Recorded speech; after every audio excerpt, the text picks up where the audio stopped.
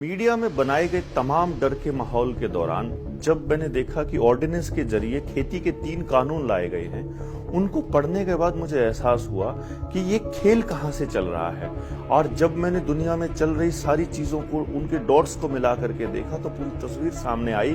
कि ये सारा डर का माहौल, ये सारी पिक्चराइजेशन और ये सारा का सारा जो षड्यंत्र है, ये केवल और केवल वैक्सीनेशन के लिए चल रहा है, माइंड कंट्रोल के लिए चल रहा है, या यूं कहिए कि जिंदगियों पर पूरी तरह से नियंत्रण के लिए चल रहा है। इसके लिए मैंने वर्ल्ड इकोनॉमिक फोरम के बनाने से लेकर के जो बीजों के ऊपर कंट्रोल है बिल गेट्स का, जिस तरह से पूरी दुनिया में सबसे ज्यादा खेती का एक किसान बना हुआ है और सारी जमीनें इसके काबू में है, और जो पूरी दुनिया के जो तमाम घटनाक्रम थे वो इस तरफ इशारा कर रहे थे कि देश का प्रधानमंत्री, जिसको चाहिए तो ये कि वो पूरे देश के लोगों को ये समझाए कि तुम्हें डरने की जरूरत नहीं है, वो टेलीविजन पर आकर के दहशत का माहौल लगातार बना रहा है। और ये पूरी दुनिया के डॉक्टर्स जानते हैं कि अगर आप घरों में कैद हैं और आप डरे हुए हैं तो आपकी इम्यूनिटी कमजोर होगी। अगर आप लगातार मास्क लगा के रखते हैं तो आपकी इम्यूनिटी लगातार कमजोर होगी। तो यहां से ये समझ में आया कि जब दिल्ली बॉर्डर के ऊपर लाखों किसान बैठे हुए हैं, वहां पर एक भी मौत नहीं हो रही है उस बीमारी से, जिस बीमारी के नाम पर बॉर्डर के उस पार अस्पतालों के बाहर लाशों की लाइनें लगी हुई है, तो ये एक तरह से साफ इंडिकेट कर रहा था कि ये कोई बीमारी नहीं थी, कोई महामारी नहीं थी, पूरी तरह से बनाया हुआ अंतरराष्ट्रीय षड्यंत्र था जिसको नाम महामारी का दिया गया। पूरी दुनिया के लोगों को गुलाम बनाया जाएगा, पूरी दुनिया की अर्थव्यवस्था को गिराया जाएगा और पूरी दुनिया को एक नई दिशा में धकेल दिया जाएगा, जिसका नाम ये न्यू वर्ल्ड ऑर्डर बोलते हैं। ये लोग इतने खतरनाक तरीके से अपना काम करते हैं कि पूरी दुनिया में इनका विरोध करने वाले लोग या तो होते नहीं हैं, या जो होते हैं तो उनको ये अपने रास्ते से हटा देते हैं। पूरी मीडिया, पूरी सरकारें सभी इनके नियंत्रण में हैं। इसलिए जब हम ये देखना चाहेंगे कि वायरस के पीछे की हकीकत क्या है, आखिरकार ये वायरस लाया कौन है, तो उसके लिए हमें सबसे पहले ये खोजना होगा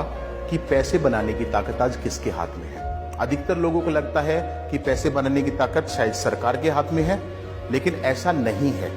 सरकारें पैसा नहीं बनाती है, चाहे वो किसी भी देश की हो।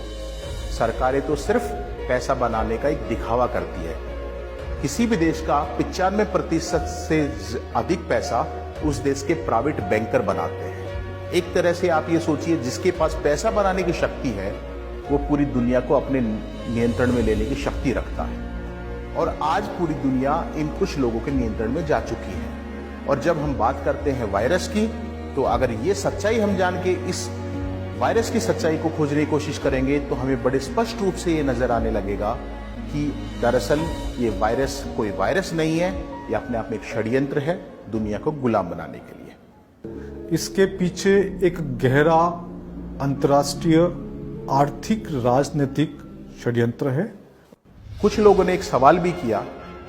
कि कोरोना महामारी लाके इन लोगों का क्या फायदा होगा। आप ये तो देख ही सकते हैं कि कोरोना महामारी के बाद जो वैक्सीन का एक धंधा है, उसकी तो जांच आप कर ही सकते हैं, लेकिन साथ साथ में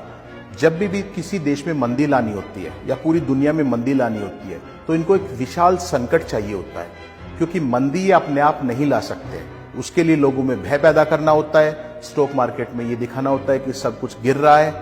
तो उसके बाद ये मंदी ला पाते हैं। और जब किसी को ये पता लग जाता है कि आने वाले समय में मंदी आ रही है, अर्थात किसी को षड्यंत्र जो करेगा उसको तो भविष्य का पता है, तो वो उससे बहुत ज्यादा मुनाफा कमा सकता है। पूरी दुनिया में आप देखेंगे जब से कोरोना आया है, कुछ ही लोगों के पास, पूरी दुनिया में हर किसी का धंधा चौपट हुआ है, लेकिन कुछ लोग, गिने चुने दुनिया के 100 लोग आप देखेंगे उनकी संपत्ति 2 गुनी, 3 गुनी, 4 गुनी हो गई है। इस विषय को लेकर लोग पूरी दुनिया को चला रहे हैं, और जो लोकतंत्र हमें दिखाई दे रहा है, ये दरअसल लोकतंत्र नहीं है, ये लोकतंत्र का एक नाटक है।